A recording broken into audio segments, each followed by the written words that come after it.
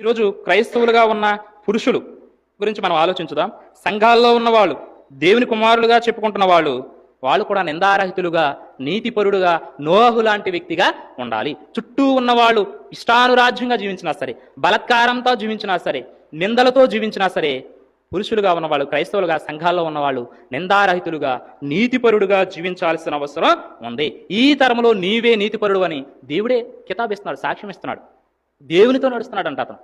ఒకసారి చూడండి, ఒక తామర పువ్వు కానీ కలువ పువ్వు కానీ ఎక్కడో చెరువులోనో ఒక మురికి గుంటలోనో ఉందనుకోండి, అది ఎలా ఉంటుంది? చుట్టూతా చాలా కల్మషం ఉంటుంది, చాలా గడ్డి, నాచు, బురద అంతా ఉన్నా సరే ఆ పువ్వు మాత్రం ఎలా ఉంటుందండి? చాలా అందంగా ఉంటుంది. ఒక చుక్క బురద పడినా సరే ఉండదు, కారిపోద్ది, దాని మీద నిలవదు. అంటే అంత బాగా ఉంటుంది. అలాగే ఈరోజు నోవాహు కూడా ఆ రోజు ఉన్నాడు. ఈరోజు క్రైస్తవులుగా చెప్పుకుంటున్న వారు కూడా అలాగే ఉండాలి. తన ముగ్గురు కుమారులు, ముగ్గురు కోడళ్ళు, తన